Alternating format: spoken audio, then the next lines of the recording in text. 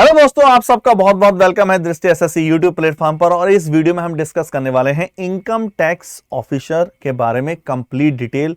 आखिर आप कैसे इनकम टैक्स ऑफिसर बन सकते हैं एसएससी सीजीएल के थ्रू, और उसके बारे में कंप्लीट डिटेल देखेंगे। क्या क्या एज क्राइटेरिया है, क्या क्या एग्जाम होने वाला है, सैलरी क्या होने वाली है, और उसके बाद आपके प्रमोशन के क्या क्या स्टेप्स होने वाले। तो आइए स्टार्ट करते हैं अपने सेशन को। बहुत बेहतरीन तरीके से हम डिस्कस करने जा रहे हैं इनकम टैक्स ऑफिसर के बारे में, जिसमें हम इसमें एग्जाम से रिलेटेड कंप्लीट डिटेल देखेंगे, आपका एलिजिबिलिटी देखेंगे, सिलेक्शन का प्रोसीजर को हम देखेंगे, salary, perks, benefit, work profile, career growth और प्रमोशन। कंप्लीट एक एक पॉइंट को हम एक एक करके डिस्कस करेंगे। चलिए आइए हम अपने चीज को स्टार्ट करते हैं। सबसे बड़ी बात तो इनकम टैक्स डिपार्टमेंट में आप एसएससी सीजीएल के थ्रू भी जा सकते हैं और यूपीएससी के थ्रू भी जा सकते हैं।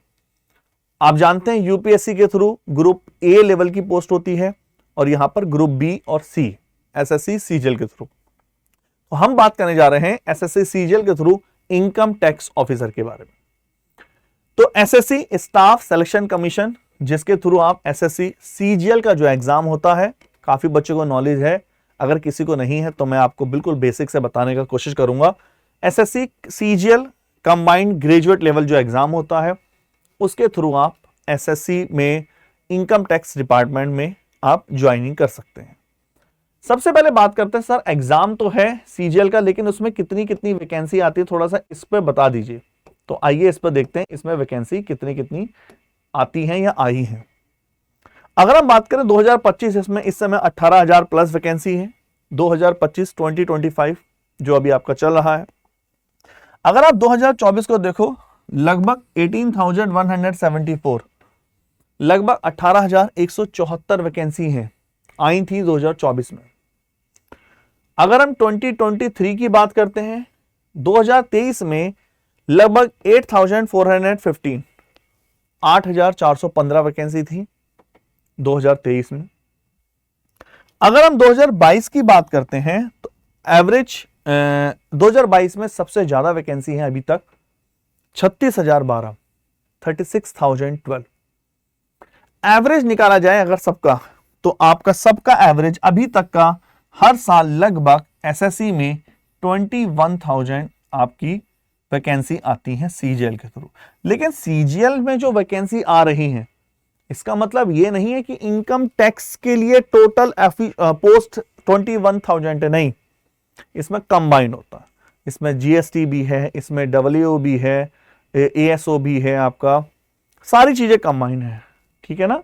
तो कुल मिलाकर इनकम टैक्स की वैकेंसी सेपरेट है। यहां हम टोटल एसएससी सीजीएल की वैकेंसी के बारे में बात कर रहे हैं। दैट इज 21,000 एवरेज देखा जाए तो लगभग हर साल वैकेंसी आ रही है। आइए आगे बात करते हैं कि आखिर सर इसके लिए नेशनलिटी सिटीजनशिप क्या चाहिए, इसके बारे में डिस्कस कर लेते हैं। अगर आप इंडियन हैं या फिर नेपाल, भूटान यहां से हैं, तो भी आप आराम से भारत सरकार के इस एग्जाम को दे सकते हैं। आप पेपर को फिल कर सकते हैं। इसमें कोई इतना बहुत बड़ी एज क्राइटेरिया नहीं। एज लिमिट है, एज लिमिट पे हम डिस्कस करते हैं। एज लिमिट काफी पूछी जाती है। एज लिमिट सर इसके लिए कौन सी एज लिमिट चाहिए? सबसे पहली बात तो जनरल कैटेगरी के लिए 18 to 30। एसएससी में ही अलग अलग पोस्टों के लिए अलग अलग एज लिमिट है। अगर आपको जैसे इंटेलिजेंस ब्यूरो आईबी में जाना है, तो उसमें आईबी में इंस्पेक्टर की अलग एज लिमिट है। सीजीएल के थ्रू ही अगर आपको जीएसटी में एज लिमिट अलग है, इनकम टैक्स में अलग है, जीएसओ की एज लिमिट अलग है, ऑडिटर की एज लिमिट अलग है, तो थोड़ा सा डिफरेंट है, एक 2 साल का। अगर हम इनकम टैक्स की बात करें तो 18 से 28, और जो एज रिलैक्सेशन आपको दिया ही जाता है हर बार की तरह, वो आपका मिलता ही है। रिजर्व कैटेगरी को, scheduled caste, SC, ST, OBC, PWD, ex serviceman, वो सेम। नंबर ऑफ लिमिट, क्या सर हमारी कोई यूपीएससी की तरह आप, क्या इसमें भी कोई लिमिट होती है कि आप पर्टिकुलर कितनी बार एग्जाम दे सकते हैं एसएससी का? नहीं। अगर आपकी एज है, अगर आप एज में हैं तो फिर कोई प्रॉब्लम नहीं, आप कितनी बार भी एग्जाम दे सकते हो। आगे चलते हैं, थोड़ा से और चीजों पे डिस्कस करते हैं। सर एज लिमिट को सर थोड़ा सा समझा दीजिए, कितनी कितनी एज लिमिट और किस किस की क्या क्या रहने वाली है। नंबर 1, अगर हम बात करें SC और ST कैटेगरी की, तो उनको 5 इयर्स का एज रिलैक्सेशन मिलने वाला है। जैसे वहां था 5 इयर्स का और आपको एज रिलैक्सेशन मिलेगा। OBC कैटेगरी की बात करते हैं तो आपको 3 ईयर का एज रिलैक्सेशन मिलने वाला है, 3 साल। अगर हम PWD अनरिजर्व की बात करते हैं तो वहां 10 साल का एज रिलैक्सेशन मिलने वाला है, 10 ईयर फॉर 10 ईयर। और अगर हम PWD OBC और SC ST की बात करें PWD कैटेगरी में, तो 13 साल और 15-15 साल का एज रिलैक्सेशन दिया गया है। वहीं अगर हम एक्स सर्विसमैन ESM की बात करें तो 3 year after deduction of the military service, ये सब चीजें हैं। मतलब थोड़ा सा और डिटेल में जाना चाहते हैं तो हम उसके बारे में आप नीचे और कमेंट कर दीजिए, पर्टिकुलर आपको कुछ भी पूछना हो तो। आगे चलते हैं और देखते हैं सर एज लिमिट के बाद एक बहुत अच्छी चीज है, क्वालिफिकेशन की क्या मांग है। क्वालिफिकेशन क्या चाहिए sir? Number 1, sir bachelor degree अगर आपके पास है, किसी भी बच्चे के पास बैचलर डिग्री है, कोई वैल्यू नहीं रखता, चाहे आपने वो बीटेक, चाहे आपने वो BA, BCom, BSc, कोई भी कैटेगरी से आपने पढ़ा है, बैचलर डिग्री है तो आराम से आप पेपर को दे सकते हैं, सेलेक्ट हो सकते हैं।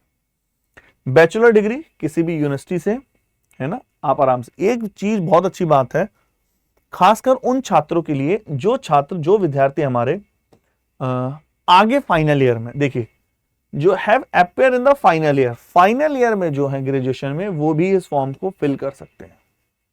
ये बहुत ही अच्छी बात है कि अगर आप फाइनल ईयर में हैं, फाइनल ईयर वाले विद्यार्थी भी हमारे इस फॉर्म को फिल कर सकते हैं और एक्सपीरियंस ले सकते हैं चीजों को करने का। चलिए एप्लीकेशन फीस की बात करते हैं तो जनरली एप्लीकेशन फीस 100 रुपीज लगता है। अभी तक SSC में ये अच्छी बात है, फीस बहुत कम है।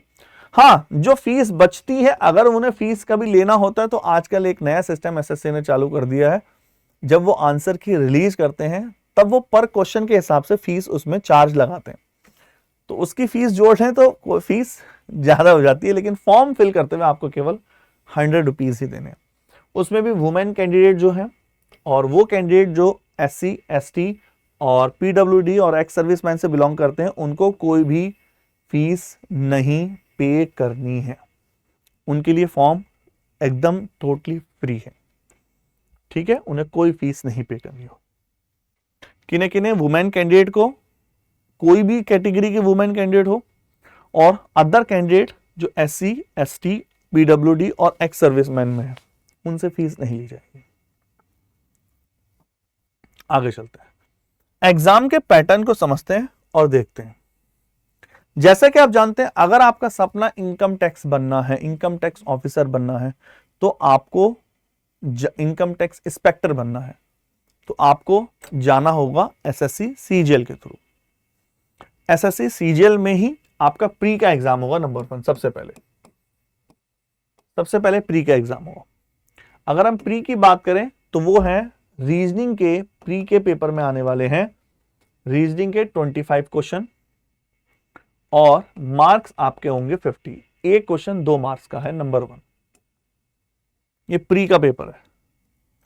दूसरा रहने वाला है आपका जनरल अवेयरनेस, जिसमें एक क्वेश्चन 2 मार्क्स का है और 50 मार्क्स का आपका ये पेपर रहने वाला है। तो सेकेंड वाला भी, फर्स्ट भी 25-50, सेकेंड भी 25-50।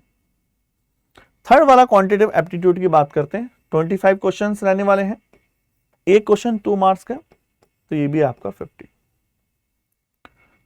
फोर्थ की बात करें इंग्लिश, एक क्वेश्चन 2 मार्क्स, टोटल 50। तो कुल मिला के 100 क्वेश्चन है, 200 मार्क्स हैं, 1 घंटे का पेपर है।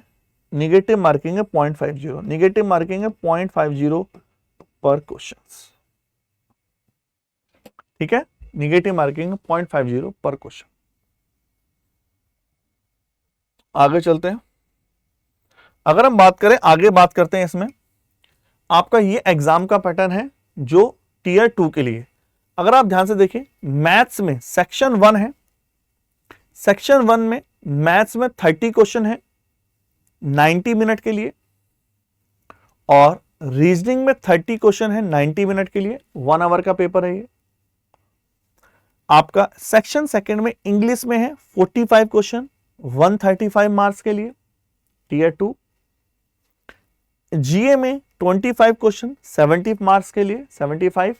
1 आवर का ये पेपर होगा आपका, और 1 आवर का ये पेपर होगा। चलिए मैं यहां भी समझा देता हूं। चाहे 1 आवर का ये होगा, 1 आवर का ये वाला पेपर। और थर्ड होगा सेक्शन 3 कंप्यूटर नॉलेज, 20 क्वेश्चन है 60 मार्क्स के लिए।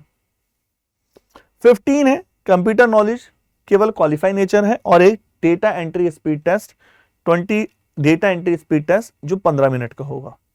और ये जो स्टैटिक्स वाला पेपर है ये अलग है, इसमें इनकम टैक्स वाली कोई अलग है ना। आई थिंक ये आप अच्छे से समझ पाए। इसी को हम अगर थोड़ा सा आपको डिफाइन कर दें कि कितना वेटेज क्या रहता है। आप जानते हैं जो फाइनल कट ऑफ बनती है वो मेंस के बेस पर बनती है।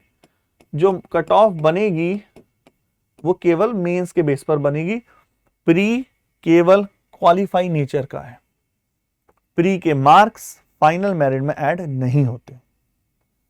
ठीक है।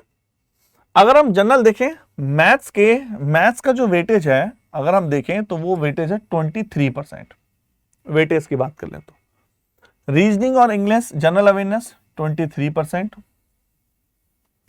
अगर इंग्लिश लैंग्वेज कॉम्प्रिहेंसिव 35%, और जनरल अवेयरनेस की बात देखें तो उसके आते हैं आपके 19% वेटेज है general. Computer knowledge qualify nature का है, और data entry speed test qualify nature का है। डेटा एंट्री स्पीड टेस्ट क्या है? जस्ट आपका एक टाइपिंग टेस्ट है, आपसे एक टाइपिंग टेस्ट लिया जाता है और कुछ भी नहीं। चलिए, टोटल जो मार्क्स रहने वाले हैं आपके 390 के हैं। ये वाला नोटिस कर लेना, 390 में से फाइनल कट ऑफ बनती है आउट ऑफ 390। अब हम आगे बात करते हैं सर कि फिजिकल, क्या सर इसमें फिजिकल होगा? क्योंकि हम बात कर रहे हैं इनकम टैक्स इंस्पेक्टर की। इनकम टैक्स इंस्पेक्टर में क्या सर फिजिकल होगा?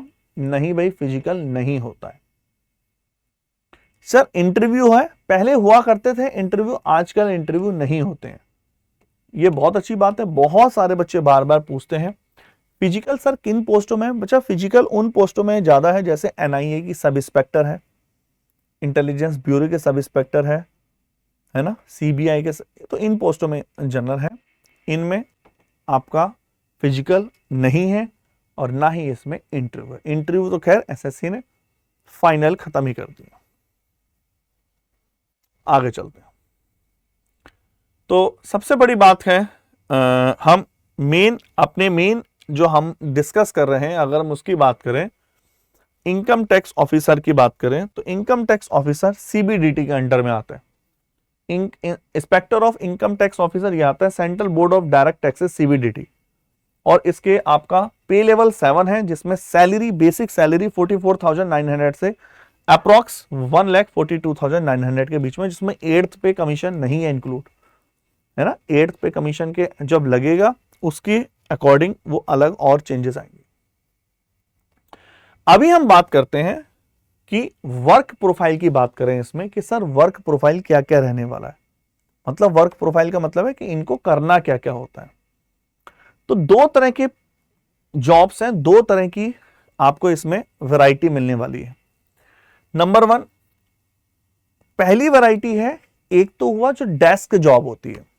भाई आप जब आप इनकम टैक्स इंस्पेक्टर वाली पोस्ट पे सेलेक्ट होते हैं तो डेस्क जॉब होता है।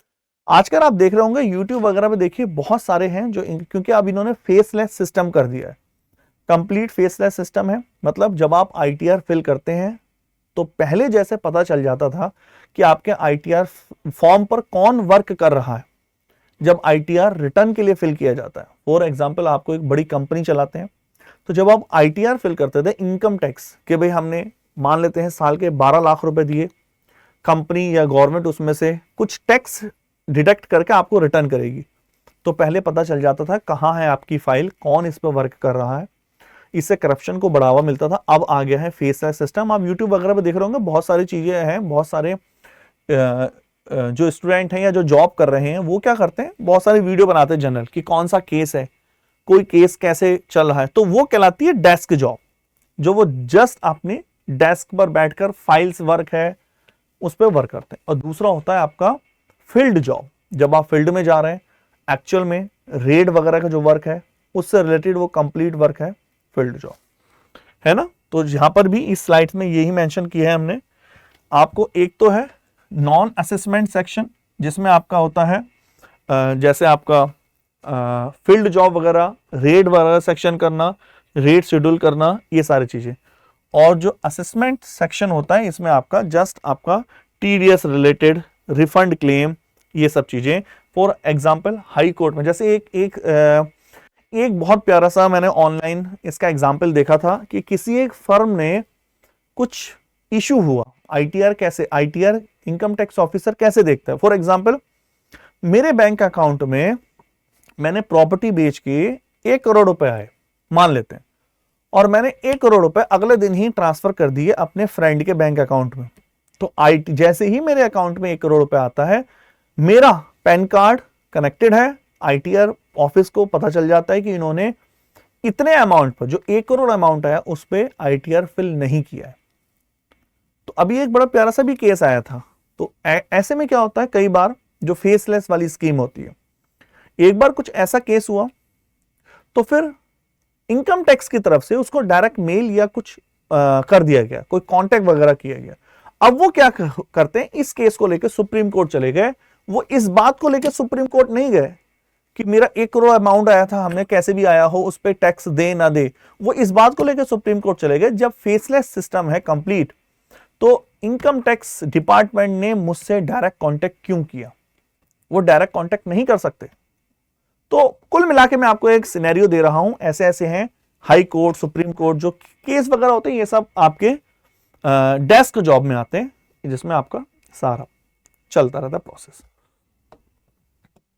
चलिए अब हम बात कर लेते हैं कि इसमें किस किस तरह का क्या क्या प्रमोशन वगैरह होता है, ईयर्स ऑफ सर्विस क्या क्या है, ये बात देख लेते हैं।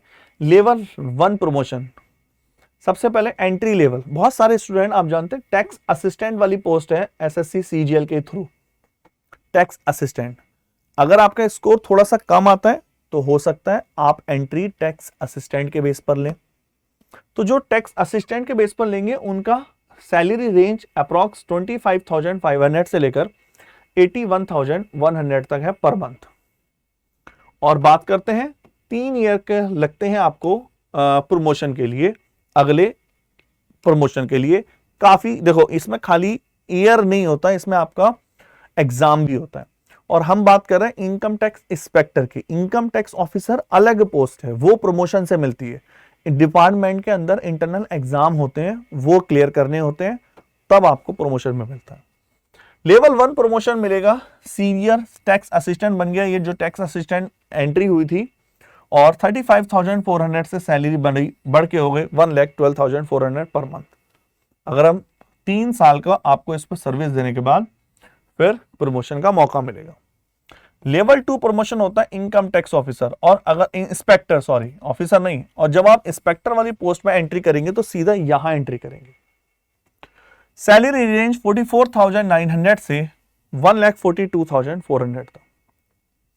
6 से 10 साल के बाद आपका प्रमोशन होने के चांसेस होते हैं। लेवल 3 प्रमोशन होता है आपका इनकम टैक्स ऑफिसर, और जिसमें सैलरी रेंज की बात करें 47,600 से 1,51,100 पर मंथ। अगर हम बात करें 8 से 10 साल सर्विस देने के बाद, आपका मिनिमम इतना देने के बाद आपका लेवल 2 प्रमोशन इसमें आता है आपका 1, 2, 3 ये लेवल का, ये तो हमने जस्ट सीरीज लिखी है। फिर बनते हैं असिस्टेंट कमिश्नर, 56,100 से 1,75,500 तक। फिर आता है डिप्टी कमिश्नर, 67,700 से 2,88,700 तक। फिर आता है ज्वाइंट कमिश्नर, फिर आता है additional commissioner of income tax. Last वाली सैलरी है 1,44,200 से 2,18,200 पर मंथ, है ना। आई थिंक ये आप अच्छे से समझ पाए होंगे पूरा प्रमोशन का ग्राफ। अब बात ये होती है कि सर एक इनकम टैक्स ऑफिसर को क्या क्या मिलता है, एक बार इस पे बात कर लेते हैं।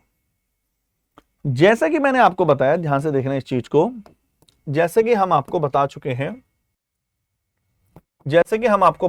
हैं कि ये जो इनकम टैक्स वाली जो जॉब है, इनकम टैक्स ऑफिसर वाली, हम एक बार हमने पूरा पीछे हमने ध्यान से देखना। हम एक काम करते हैं, पूरा डिटेल आपको समझा देते हैं इसके बाद रिलेटेड। जैसे इनकम टैक्स वाली है, तो इनकम टैक्स वाली में क्या होता है, पे लेवल अलग अलग, जो एसएससी के अलग अलग पे लेवल वाली है। जैसे फॉर एग्जांपल पे लेवल 4, पे लेवल 5, पे लेवल 6, पे लेवल 7, पे लेवल 8 वाली। एक बार मैं आपको पीछे वाला चार्ट दिखाऊं तो आपको ज्यादा क्लैरिटी मिल जाएगी, जहां हमने यहां बात करी थी ये वाली। जैसे देखो ये वाला पोस्ट थी आपकी पे लेवल 8, ये था assistant audit officer, assistant account officer पे लेवल 8। पे लेवल 7 था assistant selection, assistant ASO, assistant income tax officer. तो पे लेवल 7 में आते हैं सारी। Inspector central excise, sub inspector, assistant enforcement officer, inspector examiner, inspector preventive officer, ठीक है। तो ये सारी जो है पे लेवल 7 में आती है।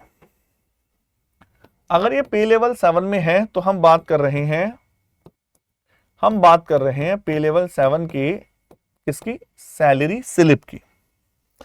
पे लेवल सैलरी स्लिप के लिए, इनकम टैक्स के लिए आप यहां देखिए, जैसे पे स्केल आपका आया 44,900 से लेकर 1,42,400 तक।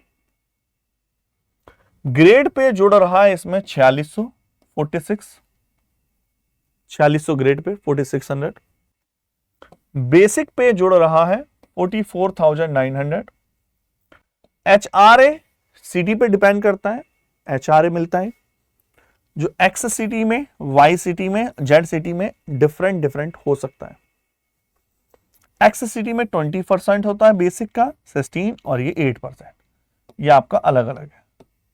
जिस सिटी में DA मिलता है आपको 17%, और ट्रैवल के लिए अलाउंस मिलता है आपको अलग अलग। सिटी पे डिपेंड करता है आप किस लेवल की सिटी में है, मेट्रो सिटी में आपकी जॉब है या नॉर्मल सिटी में जॉब। आई थिंक आप इसको बहुत अच्छे से समझ पाए, ठीक है। यही चीज हमने इसमें आगे भी समझाई है। आई थिंक इसमें कोई प्रॉब्लम नहीं होनी चाहिए। पर्क्स और बेनिफिट थोड़ा सा दिखा देते हैं। जैसे सैलरी स्ट्रक्चर हम बात कर चुके हैं, आपको बेनिफिट क्या मिलते हैं, पर्क्स क्या मिलते हैं, डियरनेस अलाउंस जो मिलता है, DA की जो मैं बात कर चुका हूं, हाउस रेंट अलाउंस मिलता है, ट्रांसपोर्ट का अलाउंस मिलता है, मेडिकल फैसिलिटी मिलती है, गवर्नमेंट के हाउस मिलते हैं, लीव ट्रैवल कंसेशन मिलता है ना आपको, ये जॉब सिक्योरिटी है और पेंशन है स्कीम, ठीक है। चलिए आगे चलते हैं और हम बात करते हैं रीजन क्या है एक विद्यार्थी को SSC CGL के through inspector of income tax में क्यों आना चाहिए, रीजन क्या है। देखो नंबर 1 तो भैया जॉब सिक्योरिटी। आज के टाइम में तो बहुत बड़ी बात है ये। आपने देखा होगा माइक्रोसॉफ्ट, और आजकल तो AI का जमाना चल रहा है। आजकल के टाइम में तो जॉब सिक्योरिटी ही अपने में इतना बड़ा पॉइंट है। इसी वजह से लोग गवर्नमेंट जॉब की ज्यादा मूव कर रहे हैं। टाइमली प्रमोशन है। अगर आपका अच्छा अब गवर्नमेंट जॉब में भी ये हो गया, आपकी परफॉर्मेंस को रिव्यू कर रहे हैं, आपका परफॉर्मेंस बहुत फर्स्ट क्लास है। Timely promotion, work life balance और post requirement benefit.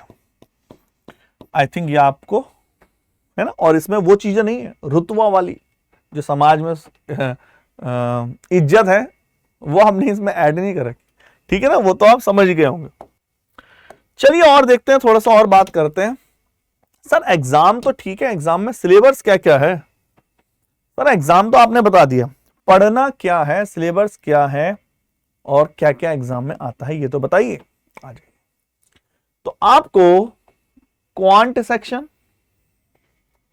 Number 1, reasoning, English, GK GS, ये 4 टॉपिक पर कमांड होनी चाहिए। सिलेबस में हम डिस्कस करेंगे। जीके जीएस में आप जानते हैं history, geography, polity, eco, physics, chemistry, bio, current और इकोनॉमिक्स, स्टैटिक्स वगैरह, इतनी सारी चीजें उसमें हैं। क्वांट में अर्थमेटिक और एडवांस। रीजनिंग में तो ऐसा कुछ नहीं है, रीजनिंग में कंप्लीट रीजनिंग है। इंग्लिश में कंप्लीट इंग्लिश ही है, वो कैब अलग हो जाती है, वैसे ग्रामर अलग हो जाती है, लेकिन कंप्लीट इंग्लिश। आई थिंक आप अच्छे समझ पाए। मैथ के एक बार सेक्शन को देख लेते हैं, मैथ के सिलेबस को समझ लेते हैं क्या क्या है। भाई अगर आप प्रिपरेशन कर रहे हैं तो आपको सिलेबस की क्लैरिटी होनी चाहिए। एसएससी अपने एग्जाम में इस तरह से मेंशन करता है, अपने नोटिफिकेशन में वो सिलेबस को इस तरह से मेंशन करता है, लेकिन हमने इसको 2 पार्ट में ब्रेक किया, अर्थमेटिक और आपका एडवांस पोर्शन, अंक गणित और उन्नत गणित। एडवांस मतलब उन्नत गणित। अंक गणित ratio and proportion, problem on age, time and work wages, pipe and system और पार्टनरशिप में आता है अंक गणित। Part number 2 percentage, simple interest, compound interest, profit loss, mixture और alligation. Part number 3 relative speed, problem on train, boat and stream, race, average, simplification और probability. Advance उन्नत गणित। एडवांस में कौन कौन आता है? Part number 1 number system, surds and indices, mensuration, height and distance, algebra, geometry, coordinate और statics और आपका टिग्नो।